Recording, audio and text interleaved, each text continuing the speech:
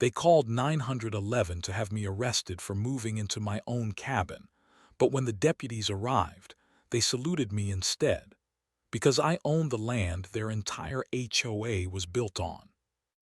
When I finally pulled up the mountain road after months of repairs and legal delays, I felt peace for the first time in years. The log cabin, my late grandfather's, sat quietly at the end of a gravel drive, surrounded by towering pines. It wasn't luxury, but it was freedom. As I stepped out, two SUVs blocked the road.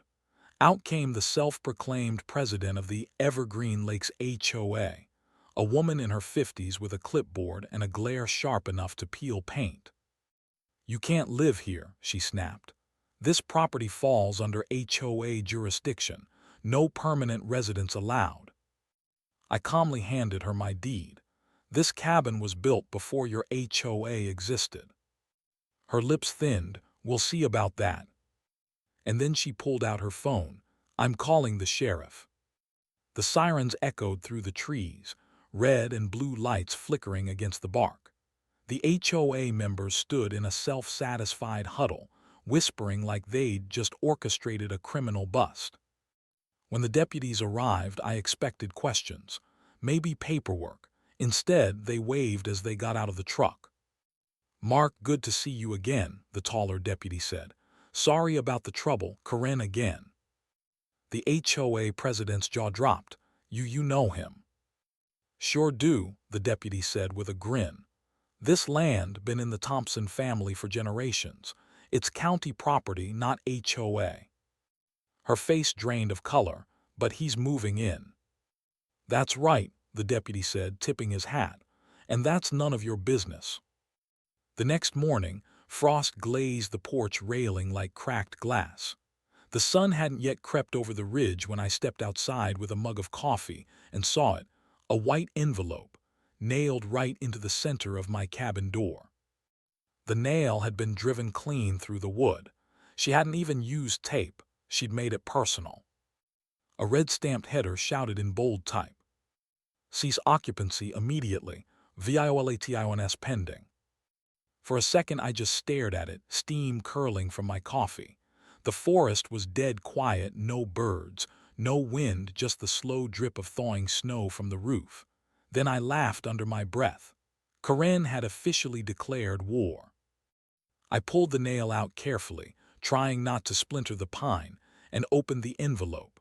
Inside were 4 neatly printed pages, the kind of overformal nonsense written by someone who thought capital letters gave them power. To the occupant of parcel 217B. This notice serves as a formal demand to cease all occupancy and activities on said property. Failure to comply within 72 hours will result in fines, legal action, and potential property seizure under the HOA Covenant Agreement Section 14B. Additionally, the board reserves the right to initiate civil proceedings to recover damages caused by your noncompliance and disruption to community standards. Signed, Corinne H. Weller, HOA President. The signature was in blue ink, thick, deliberate, and smug. She'd even stamped it with a gold official HOA seal, as if that made her some kind of government agency. I chuckled, but the laugh came out hollow, because beneath the absurdity, I knew Corinne wasn't just playing anymore. She wanted me gone, and she was willing to bury me in paperwork to do it. That was her battlefield: rules, regulations, and fear. Mine was patience and documentation. So I did what any man with half a brain would do. I took photos. Close-ups, wide shots, the nail hole in the door, even the time stamp on my phone. If she wanted to make this official, fine, I'd make it legal. As I walked back inside, I noticed something strange: a tire track. Deep grooves in the dirt road leading right up to my cabin steps, fresh and still moist from the morning dew. Corinne had come here herself. I could almost picture her creeping up my drive at dawn, hair in curlers, clutching that letter like it was a sword of justice, probably rehearsing her speech to the mirror. "Rules are rules, Mr. Matthews," she'd say. "Not for me," I muttered, crumpling the envelope into my jacket pocket. By 9:00 a.m., I was on the road to the county record's office. The tires hissed on the wet asphalt as I drove down from the ridge, my old pickup humming steady. The valley opened up below me, rows of newer homes, manicured lawns and tidy mailboxes, all under Corinne's watchful eye. My grandfather's land used to stretch across that whole basin. He sold pieces of it decades ago, parcels that eventually became her little suburban empire. But not this cabin. This was the heart of it, the last untouched part of the original deed. And that's what burned her most. I parked outside the county courthouse, an old brick building that looked like it hadn't been remodeled since the 1950s. Inside, it smelled like paper, dust, and burnt coffee. A clerk behind the counter looked up as I walked in, holding the letter. He was in his 60s, with silver hair and glasses perched on the end of his nose. His name tag read R. Henderson. "Morning," I said. "Got something I'd like you to take a look at." He adjusted his glasses and unfolded the letter, scanning it like he'd seen 1,000 just like it before. By the time he got to property seizure, he snorted so hard his glasses slid down his nose.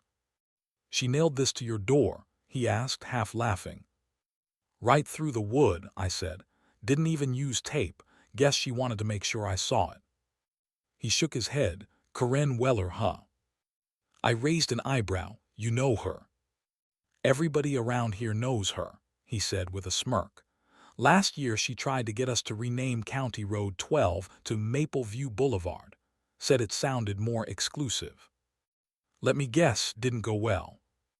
Let's just say the county board laughed her out of the room." He flipped the letter over, then turned to his monitor and typed something. "What's your parcel number?" 217B. He clicked a few more times.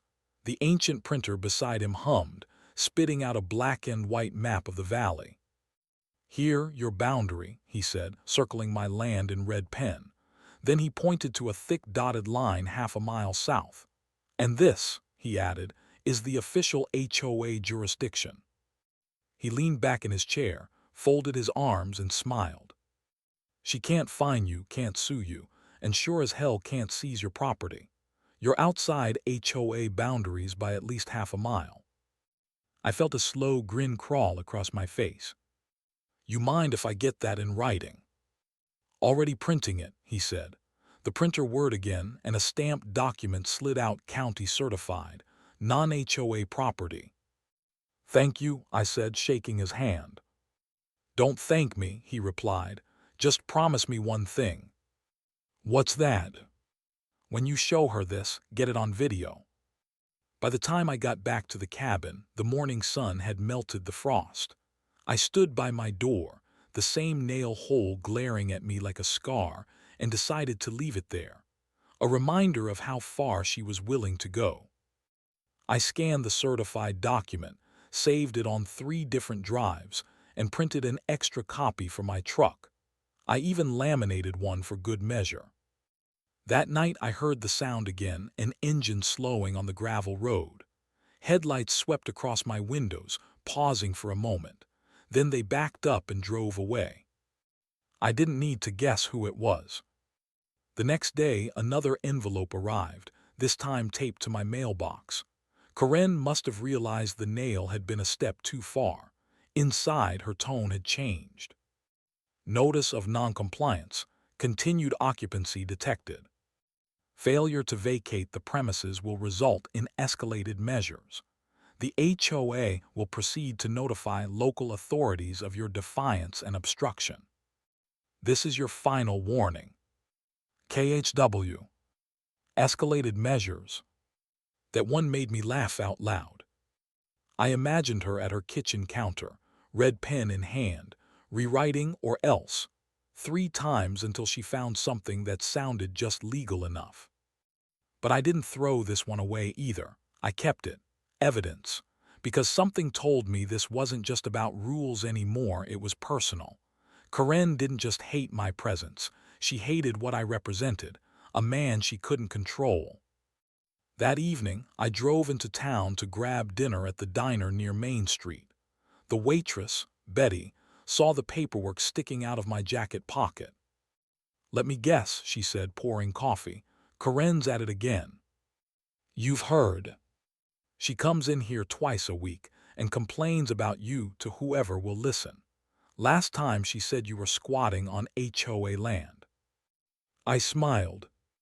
"Then she'll love this." I slid the county-certified map across the counter. Betty leaned over it and whistled. "Well, well," she said, "that's gonna ruin her morning yoga." As I left, a man at the next booth caught my eye. Mid-40s, sharp jawline, wearing a flannel shirt with a small Property Services logo. He nodded at the papers in my hand. "You dealing with the Weller woman?" "Unfortunately." He leaned in slightly.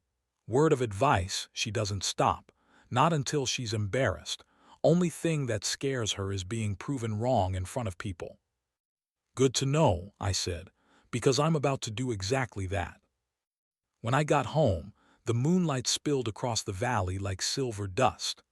I pinned Corinne's 2 letters on my corkboard, right above a photo of my grandfather standing on this very porch, hammer in hand, 50 years ago. He used to say, "You don't fight small people with small moves. You fight them with truth and paper to back it." The next morning, I called Bert Jensen, a retired lawyer I'd met years back at a local auction. The man had a mind like a steel trap and a reputation for dismantling bureaucrats. He answered on the second ring. "Matthews," he said, "haven't heard that name in a while." "Bert, I've got a woman trying to evict me from my own cabin." "That's so she got a badge?" "Just a clipboard." He chuckled. "Then you're fine. Bring me everything tomorrow morning. Let's teach this HOA queen what jurisdiction actually means." That night, as I sat by the fire, I heard it again, the faint hum of a car idling on the road, followed by the sound of a camera flash. I stepped outside quietly, barefoot on the cold wood, and saw her, Corinne, standing at the edge of my property, camera in hand, taking photos of my porch lights. "Evening," I called out. She froze, caught like a thief in her own crusade. "This is evidence," she stammered. "You're in violation of community lighting standards." I laughed, slow and calm. "Corinne, there are no community standards here. You're half a mile out of your jurisdiction."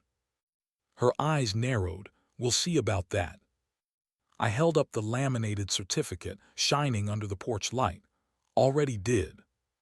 She glared, her face twitching with disbelief. "You think a piece of paper changes anything?" "Funny," I said. "I was just thinking the same thing about your letter."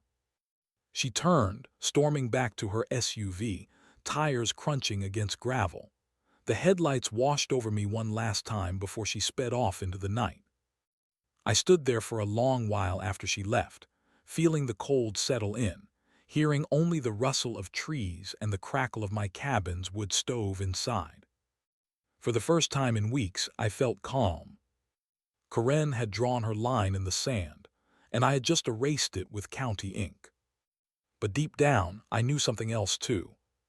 When people like her lose control, they don't give up. They escalate. And the war had only just begun. The meeting wasn't supposed to be public, but in Corinne's world, everything was a performance. By the time I got the official-looking notice slid under my truck windshield, mandatory HOA hearing, attendance required, word had already spread across the neighborhood like wildfire. Corinne wanted an audience. She wanted to humiliate me in front of everyone she ruled. I called Bert that morning. "She's staging a tribunal," I said. He laughed. "HOAs love drama. Just bring your papers and your patience. Oh, and one more thing, record everything." So I did. The summons. By the time evening fell, the valley shimmered under a copper sunset. I drove past the rows of perfect lawns, manicured shrubs, and identical mailboxes that all screamed control. Porch lights flicked on in unison, like a neighborhood run by clockwork. Corinne had always dreamed of uniformity. My cabin was her flaw in the pattern, a scar she couldn't smooth out.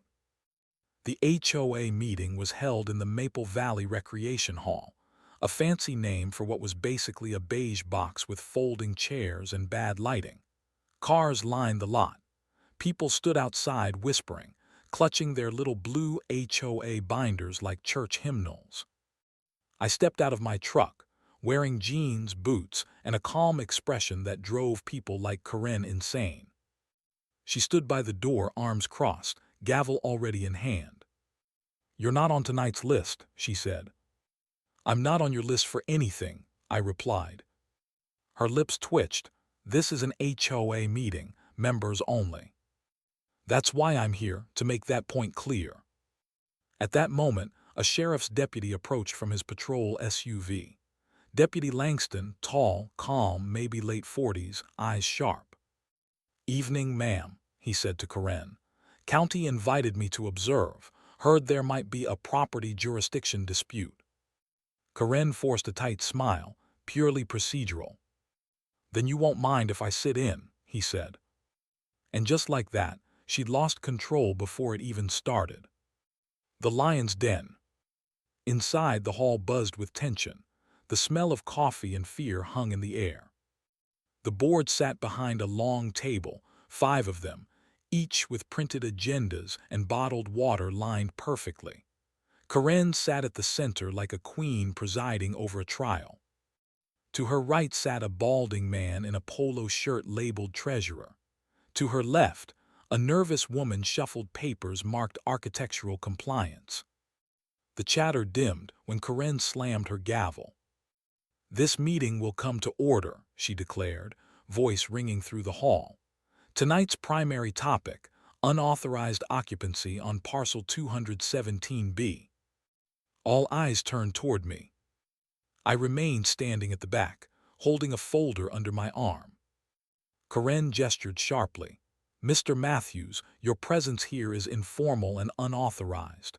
You are not an HOA member." "That's correct," I said evenly, "and that's the entire point."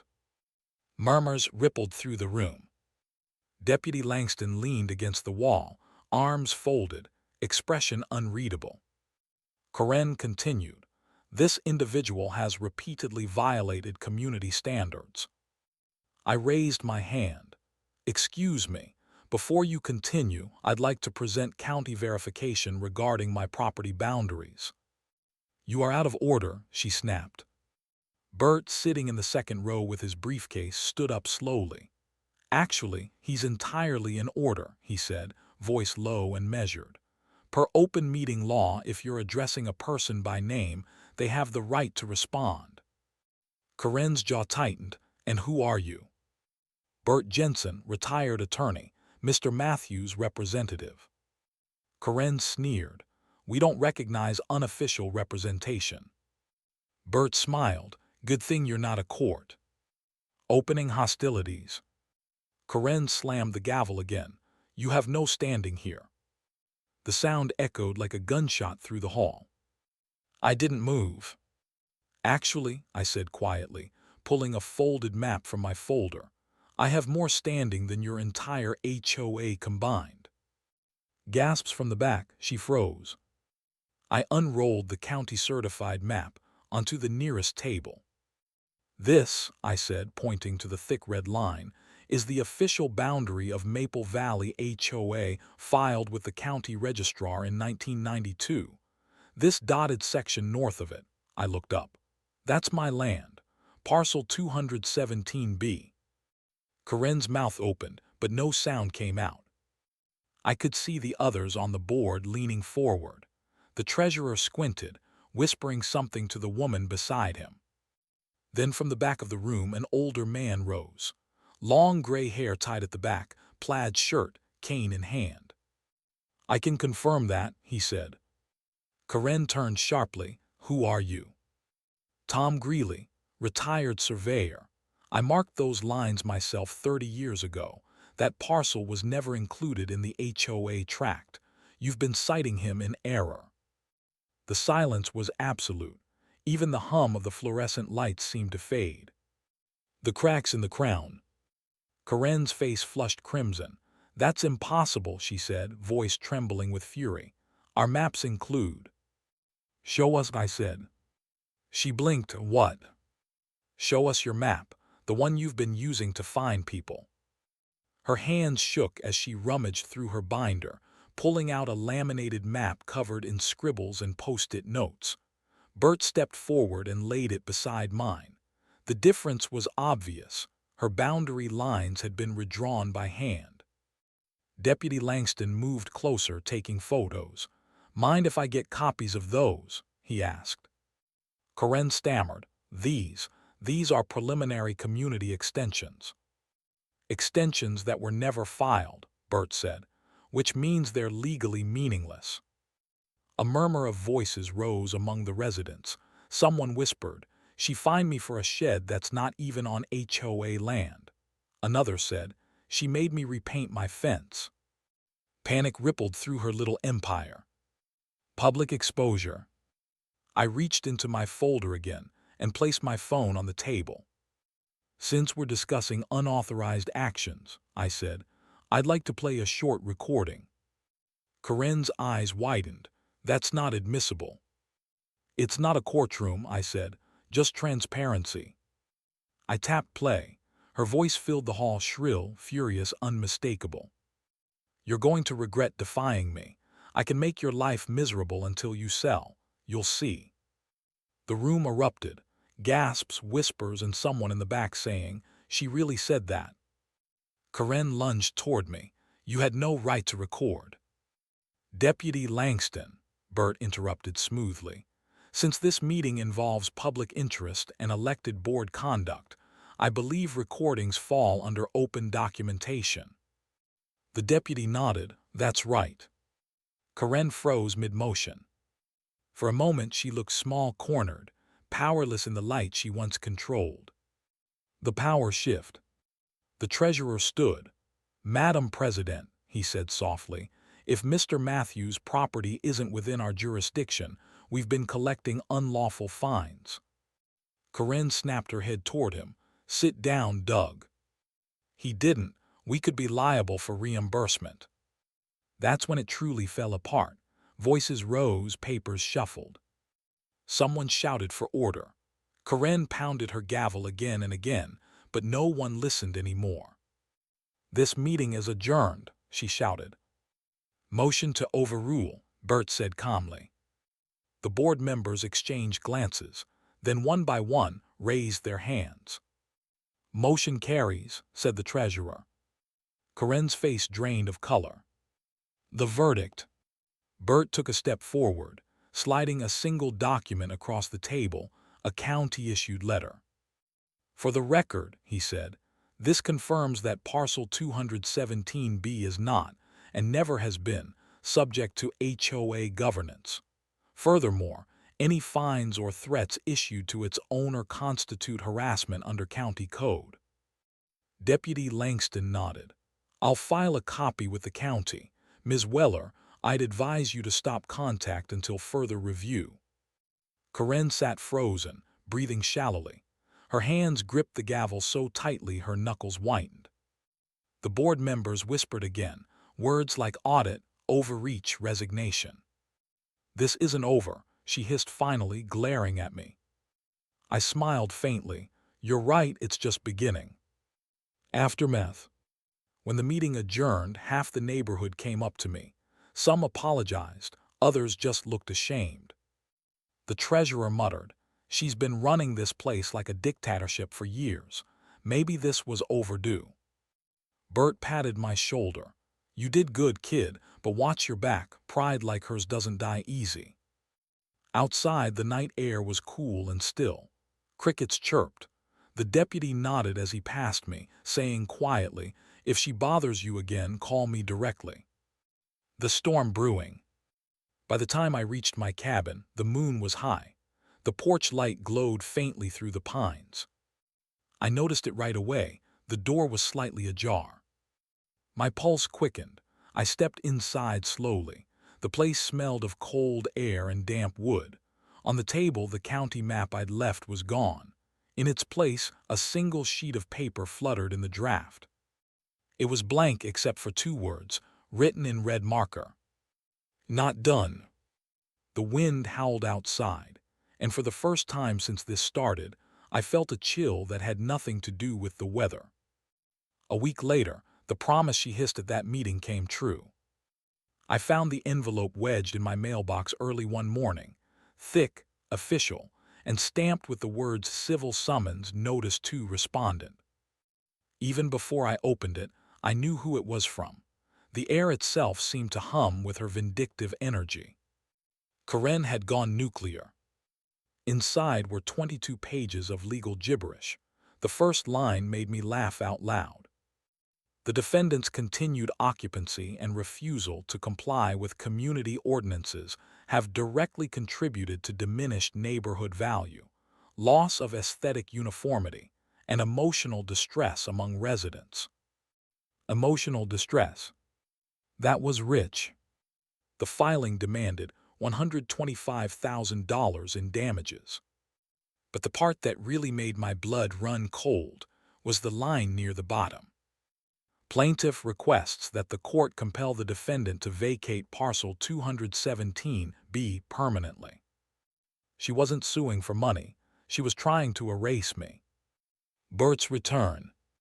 I drove straight to Bert's office that afternoon, a cluttered second-floor space above a hardware store in town. The door read, BURTJNSCN, Attorney A.T. Law, retired but irritated. Inside smelled like cigar smoke and old books. Papers were stacked in uneven towers on every surface. Bert sat behind his desk in suspenders, reading glasses perched low on his nose, muttering to himself as he flipped through a file. Afternoon, Bert. He looked up and grinned. Well, if it isn't my favorite trouble magnet, you get another love letter. Bigger one this time. I tossed the lawsuit onto his desk. He flipped through it, shaking his head as he skimmed the pages. She filed in county civil court, amateur move. He adjusted his glasses and began reading out loud in a mocking tone. Devaluation of neighborhood image and emotional harm, he snorted. I've seen better fiction in Reader's Digest. Then his face hardened. But this line here, seek permanent injunction, that's serious. She's trying to get you kicked off your own land. Can she? He leaned back in his chair. Not legally, but she's betting on two things, intimidation and exhaustion. HOAs love both. He set the papers down, cracked his knuckles, and gave me that wolfish grin I remembered from years ago. She's barking up the wrong pine tree. We'll counterclaim for harassment, defamation, and abuse of process. Let's give her a taste of her own medicine. The filing. By Friday, Bert had already filed the counterclaim. His version of the paperwork was half as long and 10 times as lethal, every word cut like a blade. He attached photographs of the nailed letter, recordings of Karen's threats, and the certified county maps proving my property's independence. He even cited the HOA's own bylaws, the ones she'd violated repeatedly by acting outside jurisdiction. When the clerk stamped it, Bert smiled. There it is, official. She can't hide behind her clipboard now. But word spreads fast in small towns. By the following Tuesday, the story broke on the local news. Homeowner sued by HOA president over property dispute, boundary error exposed. They even showed drone footage of the neighborhood, all those matching houses, and then my cabin sitting proudly in the middle of the forest, the one piece of land that refused to conform. Karen hated nothing more than exposure. The hearing. The first hearing took place 2 weeks later at the county courthouse. The room smelled faintly of disinfectant and tension. Karen arrived early, flanked by her vice president and treasurer, both looking like they wanted to be anywhere else. She wore a navy blazer and pearls, as if dressing for a coronation instead of a trial. Her confidence cracked slightly when she saw Bert. He wasn't what she expected. Old school, rumpled, and chewing a peppermint toothpick like it was a cigar. When the judge entered, everyone stood. Judge Whittaker, gray hair, dry humor, zero patience for nonsense. He adjusted his glasses and scanned the filings. "So," he said, "we have an HOA suing a property owner for lowering property values on land outside the HOA's legal boundary." Karen's attorney cleared his throat. "Your Honor, the plaintiff believes the HOA's influence extends beyond technical borders." "Influence," the judge repeated, eyebrows raised. "That's not a legal term I recognize." Bert chuckled quietly beside me. Karen stood, unable to help herself. "Your Honor, this man's presence has been disruptive to our community standards, his property." Judge Whittaker cut her off. "Ma'am, unless the county map has changed since last week, that land isn't yours to regulate. Sit down." The courtroom went still. She sat, face burning red. "Bert's turn." When it was our turn, Bert rose with deliberate calm. "Your Honor," he began, "my client has endured months of harassment, false fines, and defamation, all because the plaintiff decided that geography should obey her emotions." A few chuckles from the gallery. He continued, "We have video evidence of late-night trespassing, audio threats, and multiple letters attempting to extort compliance from a man who doesn't owe the HOA a single dime." He turned toward Karen, eyes glinting. "If my client's mere existence causes emotional distress, I suggest the plaintiff consider therapy, not litigation." Even the judge had to hide a smirk behind his hand. The public shift. After the hearing, something strange happened. Homeowners, the same people who once avoided eye contact when I passed, started approaching me. They'd seen the coverage, heard the recordings, read the court filings. One woman, Mrs. Dawkins, stopped me outside the courthouse. "Mr. Matthews, I just wanted to say I'm sorry," she said. "Karen fined my husband $300 last year for hanging wind chimes. We thought we had no choice but to pay." "You don't owe me an apology," I said. "You owe yourself your freedom." She smiled weakly. "We'll be at the next hearing. You're not fighting alone anymore." And she wasn't the only one. By the next court date, a dozen homeowners had shown up. They sat quietly behind me, not as witnesses, but as a message. Karen noticed. Her confidence faltered. For the first time, she looked scared. The evidence unfolds. Bert was merciless. He presented satellite maps, county filings, even HOA emails leaked by a former board member. One of them, projected on the courtroom screen, showed Karen writing to her inner circle. "If we push him hard enough, he'll leave. Doesn't matter what the map says, perception is power." The room gasped. Judge Whittaker's gavel struck. "Ms. Weller, you understand this email constitutes intent to intimidate." Karen's voice trembled. It was taken out of context. Bert smiled, the context being reality. Cracks in the empire. Each hearing chipped away at her authority. The HOA board began fracturing. 2 members resigned, publicly distancing themselves from her. Residents started calling emergency meetings without her. She still showed up at every hearing, makeup flawless, smile brittle, but the light behind her eyes was gone. Meanwhile, local media turned the case into a circus. Headlines like "HOA Queen Faces Backlash Over Land Grab" filled online feeds. Reporters camped outside the courthouse. Bert loved it. "She wanted an audience," he said. "Now she's got one." The turning point. During the final pretrial conference, Judge Whittaker made his position clear. "Ms. Weller," he said, "based on the evidence, your HOA has no jurisdiction over the defendant's property. Continuing this action may result in sanctions for frivolous litigation." Karen clenched her fists, "So he just gets away with it?" "With what exactly?" the judge asked dryly. "Existing," she blurted before realizing what she'd said. A long pause. The courtroom burst into uneasy laughter. The judge sighed. Case dismissed pending counterclaim review.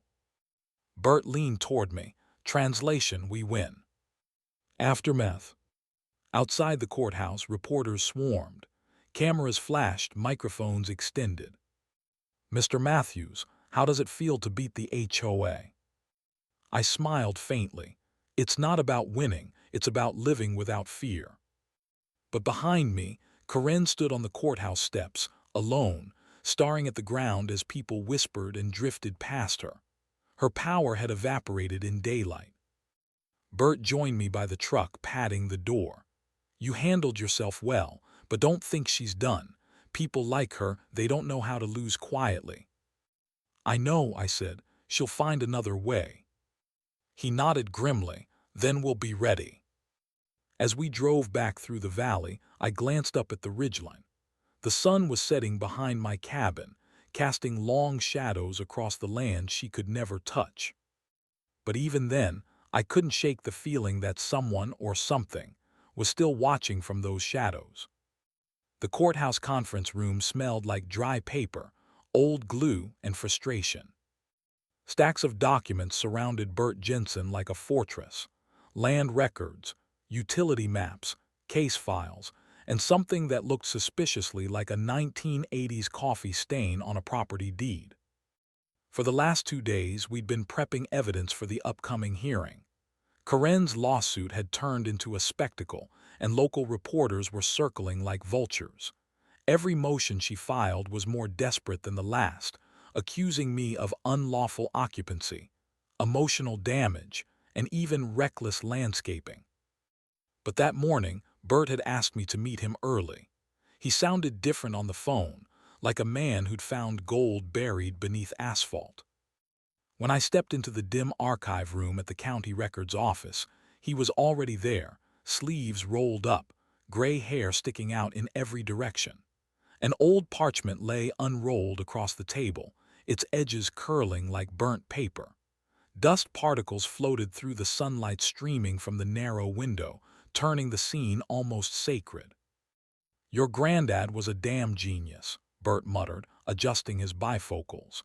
He tapped the yellowed surface of the map with a nicotine-stained finger.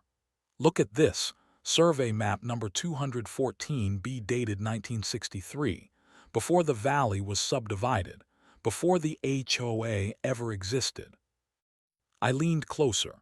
The map was hand-drawn in fine black ink, rivers and creeks marked with blue pencil, boundaries traced in faint red lines. One name stood out near the center in faded cursive. Property of Walter R. Holloway, my grandfather. That's the old parcel line, Bert said, but here's the kicker. He traced a line that curved toward the northern ridge. See this, the water line. It feeds into the lower culverts that the HOA uses today. Technically, every drop those homes drink runs through your family's spring system. I blinked, letting the words sink in. You're saying they've been using my water? For years, Bert said, grinning like a wolf. And they never paid for it. No lease, no easement, no rights of use filed. That's not just trespassing, it's utility theft. He reached into his briefcase and pulled out a separate document. A brittle, notarized paper with a red wax seal. This, he said, sliding it toward me, is the mineral and water rights deed. Your grandfather separated it when he sold off portions of the land in '74. He kept the underground and water access in his name, and later transferred it to your father. Your father passed it to you when he updated the will. The HOA never caught it because the original records were under the old parcel number, not the new ones after zoning. My chest tightened. So all these years, they've been sitting on my land, drinking my water, and fining me for cutting my own grass. Bert gave a short laugh. Oh, son, you're not just defending yourself anymore. You're about to own their leverage. We spent the rest of the day documenting everything. Every blueprint, every signature, every outdated plat map. Bert was meticulous, his method both brutal and brilliant. People think HOA law about community, he said, scribbling notes.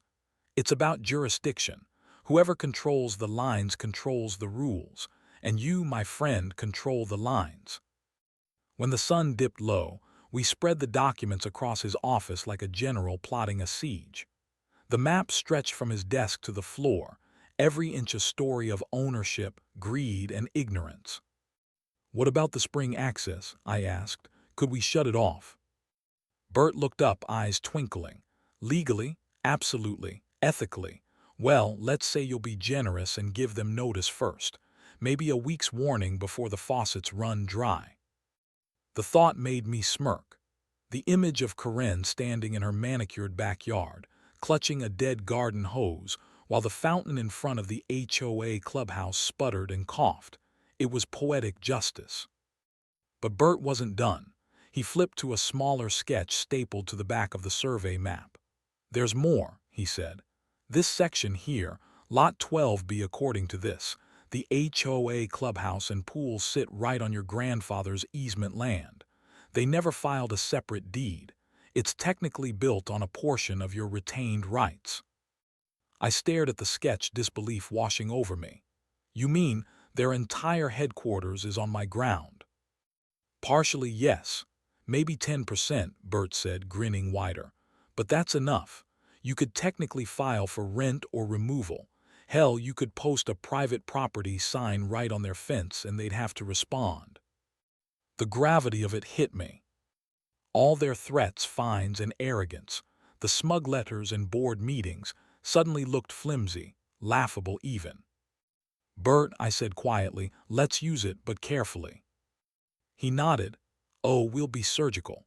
First, we introduce it in discovery, let her know we know. Watch her crack. Then when she files a motion to dismiss, we drop the water rights claim. That'll turn her board against her overnight." That evening I returned to my cabin. The sun had bled behind the pines, leaving streaks of copper across the sky. The air smelled of rain and earth, my land, my trees, my air. For the first time in weeks, I felt something like peace. Inside, I unrolled the copy of the map Bert had given me. I pinned it to the wall above my desk, tracing the lines with my fingertip. There it was, the spring, the ridge, the narrow band of ownership that cut through the HOA's territory like a scar. Walter Holloway's name still glimmered faintly beneath the ink. My grandfather's legacy. The man they once called the Mountain Hermit had outsmarted every land developer who'd come through this valley. I smiled to myself. Guess the old man knew what he was doing. Then I noticed something at the corner of the parchment, faint pencil markings, initials scrawled in uneven handwriting. WRH right arrow keep access underground. It wasn't just a map, it was a message. I took my flashlight and followed the marked trail outside, down the slope behind my cabin where the creek wound through thick ferns. At the base of an old cedar stump I found it, a rusted metal hatch half buried in dirt. When I pried it open, cool air rushed out, smelling faintly of iron and moss. A narrow tunnel led underground, timbers supporting the passage, an old pipe running through the center. My grandfather had built an underground conduit for the spring water, the very pipe the HOA now relied on. I laughed softly in the dark. "Well, Corinne," I whispered, "looks like you've been paying me rent for years without knowing it." When I returned to Bert's office the next morning, I brought photos. "Found the hatch," I said, tossing my phone on his desk. He looked at the pictures and let out a low whistle. "That's your shutoff valve, right there. If they push you again, you could stop the entire neighborhood's supply with one turn of that handle." "Would that be legal?" I asked. He grinned. "Completely, though not exactly neighborly. But then again, Corinne's not much of a neighbor, is she?" I chuckled, shaking my head. "Let's hold that in reserve."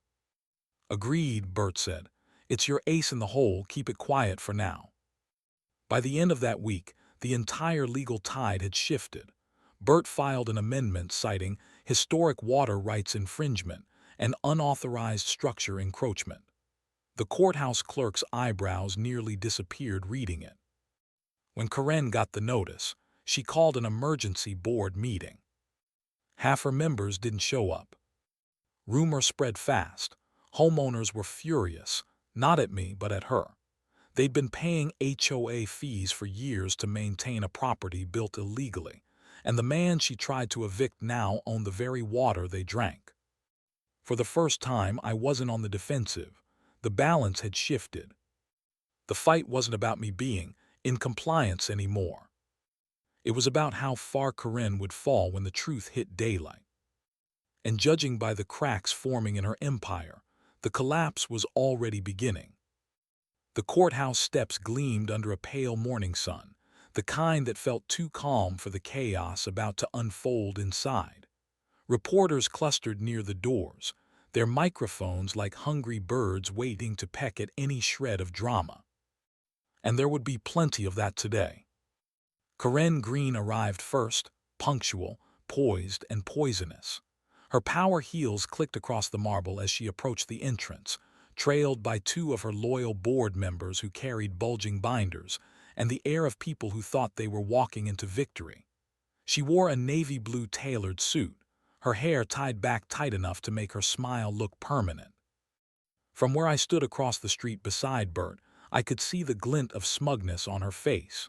She invited the press, no doubt hoping to make an example of me, the so-called rogue cabin dweller who threatened neighborhood standards.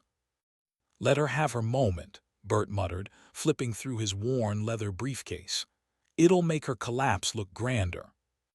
I smirked, but my stomach was a knot. I wasn't used to courtrooms, judges, or suits that weren't covered in sawdust. This wasn't my terrain. But Bert, he moved like he owned the place. The man had probably spent more time in front of judges than most lawyers had spent in law school. When our case was called, we walked through those tall double doors, the smell of varnish and stale paper hitting me like a memory. Inside, the courtroom was packed. HOA members lined the benches, whispering like restless students. The air crackled with tension. Corinne sat at the plaintiff's table, posture flawless, eyes sharp. She nodded curtly at the judge as though they were colleagues. Her attorney, a younger man with slick-back hair and an overconfident grin, was already stacking binders in neat rows. Bert just sat down slowly, opened a single folder and muttered, "She brought a tank to a chess match." The proceedings began. Corinne's attorney rose first, smooth as glass. "Your Honor," he began, "this case concerns Mr. Thompson's continued noncompliance with community bylaws.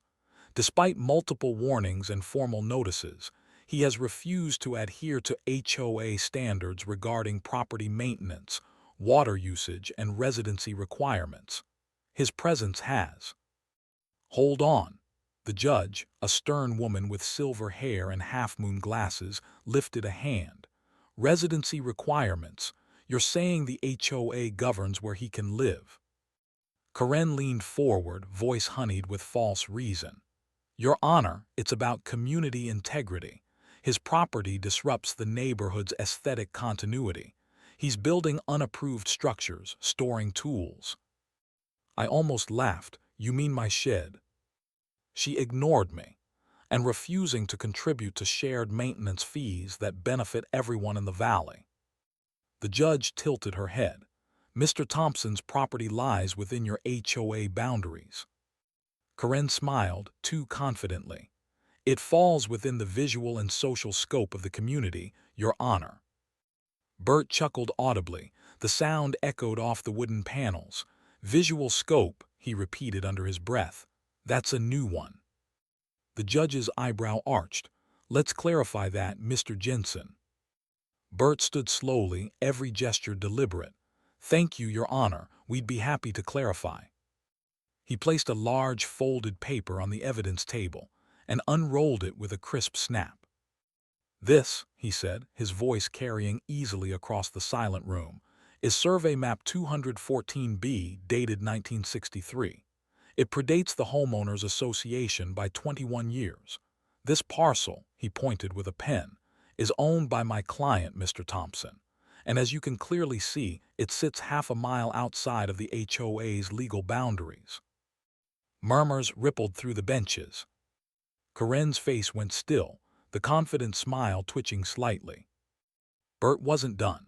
Furthermore, he said, pulling another sheet from his folder, we have notarized documentation showing that the HOA's water infrastructure draws from a spring located squarely within Mr. Thompson's private property lines, a spring that was deeded under his family's mineral and water rights decades ago.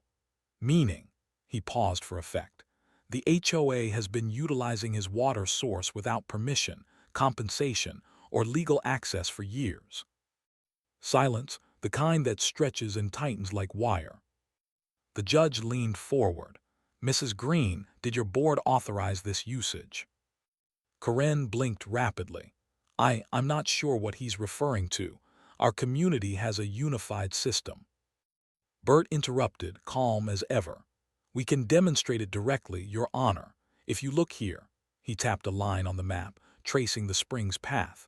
This pipe runs underground from Mr. Thompson's land to the HOA's mainline distribution. I have photographic evidence of the valve access point and structural encroachment onto his retained easement, all of which was built without permit. Corinne's lawyer sputtered. Objection, this is irrelevant to the claim. Overruled, the judge said instantly. Mrs. Green, answer the question. Corinne's throat bobbed. Well, it's community water, everyone uses it. The judge leaned back, lips pursing. Not anymore. A whisper of laughter spread through the gallery. Case dismissed, the judge said firmly, and I suggest the HOA consults a real surveyor before issuing further citations. Mr. Thompson, you're free to go. The sound of the gavel hitting wood was like a gunshot in the quiet room. Corinne sat frozen, her mouth slightly open. Her lawyer began shuffling papers in frantic disbelief. Across the aisle, Bert calmly gathered his folders, whistling softly. Wait, Corinne stammered. This isn't over, we'll file an appeal. Bert didn't even glance her way. Ma'am, you'd have better luck suing the mountain itself. A few homeowners in the back snickered. One even clapped. I rose slowly, heart pounding. For the first time in months, the tension in my chest broke. The weight of every insult, every violation notice, every ridiculous HOA fine lifted with that single bang of the gavel. As we walked out, reporters swarmed the hallway. Mr. Thompson, how do you feel? Do you think the HOA will recover from this? Will you pursue damages? I paused at the top of the courthouse steps and looked straight into the nearest camera. I just wanted to live in peace, I said. But if they keep pushing, maybe peace isn't what they'll get next. The reporters erupted with questions, but I was already walking away.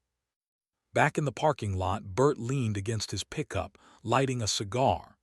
You handled yourself well in there, he said, squinting at the smoke curling into the afternoon air. I didn't say much. Exactly, he replied. Silence is deadly when the truth's on your side. I laughed. What happens now? Oh, Corinne's empire will start cracking from the inside, he said. Those board members who backed her, they'll be running for cover once the water bills come due, and if they try to touch you again. He reached into his briefcase, pulled out a manila envelope and handed it to me. File this. I opened it. Inside was a draft of a counterclaim. Unlawful water usage and defamation. I raised an eyebrow. You don't waste time. Neither does she, he said, smiling. But now we play on your terms. Later that night, I sat on my porch overlooking the dark valley. The lights of the HOA houses twinkled faintly in the distance, all powered, all watered, all built on arrogance. I thought of Corinne's face in court, the flash of panic when she realized she'd lost control. Justice didn't always roar. Sometimes it whispered, patient and inevitable, like a creek reclaiming its course. I leaned back, listening to the hum of the spring below, and smiled. Tomorrow we'd start the next chapter, not of defense, but of reckoning. The court ruling spread through the valley, faster than wildfire. By noon the next day, every mailbox in Evergreen Lakes had a newspaper folded neatly inside, and right there on the front page, beneath a bold black headline, was Corinne Green's downfall. Judge dismisses HOA lawsuit. Homeowner proves land lies outside association boundaries. Beneath it, a photograph of Bert and me standing on the courthouse steps. Me looking more bewildered than victorious, Bert grinning like a man who just sunk a ship with one perfect shot. It didn't take long for the phone lines to light up. Not mine, though Corinne's.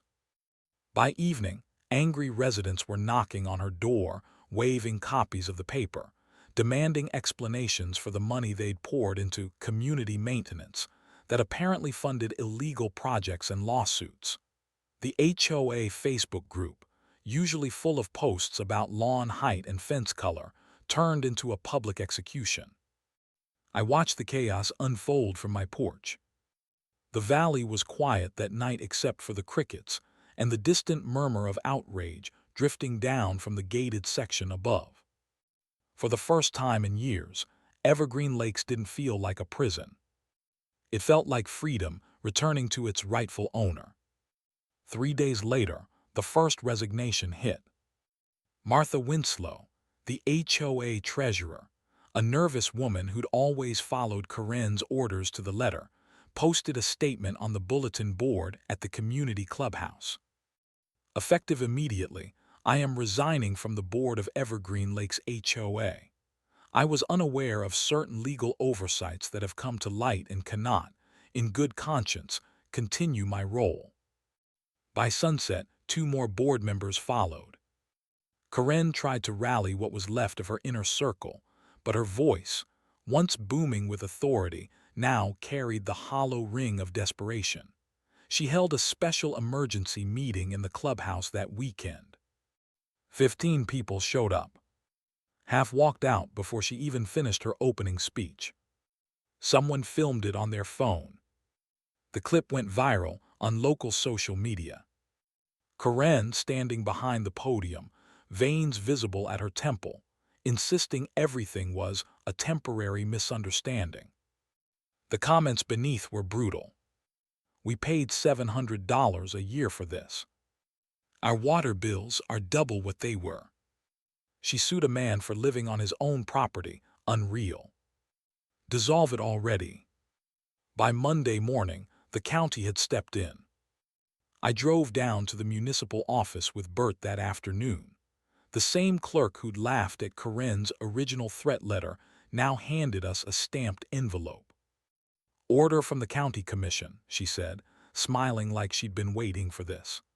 Evergreen Lakes Homeowners Association is hereby dissolved, effective immediately, pending an audit of funds and property usage.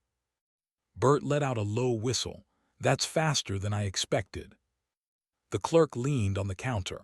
Once the papers hit, people started calling. Turns out your friend Mrs. Green had some creative accounting. The county's auditing her right now. I blinked criminally. She grinned. Let's just say she'll be busy explaining where those landscaping fees really went. Outside, Bert slapped me on the shoulder. Well, son, he said, you didn't just win, you erased them. Over the next few weeks, the HOA evaporated like morning fog. The security guards at the front gate were let go. The cameras stopped blinking. The metal private community signs that once guarded the entrance like sentinels were quietly removed by county workers. The ornamental iron gate, Corinne's pride and joy, was dismantled piece by piece, its hinges creaking one final time as it was lifted onto a truck bed and hauled away. Without the HOA, the valley began to breathe again. People who'd once avoided me at the grocery store now waved from their driveways. A retired couple down the road stopped by with fresh-baked bread as a kind of apology. And even the most vocal former board members avoided my eyes, not out of hatred anymore, but out of shame. Corinne, though, she refused to disappear quietly. For weeks, she lingered in that oversized house at the top of the hill, blinds drawn, her once pristine lawn now overgrown. The rumor was that the audit had frozen her accounts. Her car sat unmoved in the driveway. The woman who once fined people for untrimmed hedges was now surrounded by waist-high weeds. It was poetic, really. One late afternoon, I was chopping firewood when Bert's old pickup rattled up my driveway. He leaned out the window, cigar in hand. "Thought you'd want to see this," he said, holding up a folded newspaper. The headline read, "Former HOA President under investigation for misuse of funds." Below it, a blurry photo of Corinne, hair disheveled, sunglasses on, walking into the county building with her lawyer. "Looks like the audit found a few creative reallocations," Bert said, smirking. "Personal travel, questionable reimbursements, maybe even a slush fund." I whistled low. Guess the judge wasn't kidding when she said not anymore. Bert chuckled. "You're the quiet kind of man who wins wars without firing a shot. You did your granddad proud." I nodded slowly, glancing out toward the valley. The air smelled cleaner somehow. A month later, I drove past what used to be the Evergreen Lake's entrance. The asphalt still gleamed with tire tracks, but the ornate gate was gone. In its place stood a single, hand-carved wooden marker. Evergreen Valley, established 1964. Thompson family land. I stopped the truck and got out. The sign stood tall under the morning sun, the letters burned into the wood with care. Someone, probably one of the county workers, had even planted wildflowers around its base. For a long moment, I just stood there, taking it in. All the noise, the fines, the power plays, the meetings gone. Just the sound of the wind moving through the pines. I ran my fingers along the carved letters and smiled. This was how it should have been all along. Not Evergreen Lake's HOA. Not private community. Just Evergreen Valley, land that belonged to those who respected it. That evening, as twilight painted the horizon in shades of violet and gold, I poured 2 glasses of bourbon on my porch, one for me, and one for the man whose foresight made this all possible. "To you, Granddad," I said quietly, raising my glass toward the old oak tree by the creek. "You built this valley right. I just had to remind them who it belonged to." The wind stirred, carrying the faint scent of cedar and rain. Somewhere down the slope, the spring gurgled softly, a reminder of everything beneath the surface, everything they'd tried to claim and control, now flowing freely again. I leaned back in my chair, listening to the valley breathe. It wasn't about revenge anymore. It was about restoration. And as the first stars began to shimmer above the ridgeline, I realized something deeper. They could build fences, file lawsuits, and print rules, but the land always remembers its owner. Without the HOA's iron grip, the valley actually thrived. Neighbors painted their homes freely, built gardens, and organized picnics instead of meetings. Corinne's mansion sat dark and empty. Word was she'd moved to another state, trying to start fresh under a new HOA. Some people never learn. And me, I fixed the old dock, invited the locals over, and watched the lake come back to life. Months later, I sat on the porch, coffee steaming in my hand, when the same deputies who'd once answered the call drove up again. "Just checking in, Mark," one said. "Quiet around here lately." I grinned, peaceful as it gets. He laughed. "Good to hear. Can't say the same for the folks who tried to stop you." I nodded. "They called 911 to keep me out, but all they did was bring me home."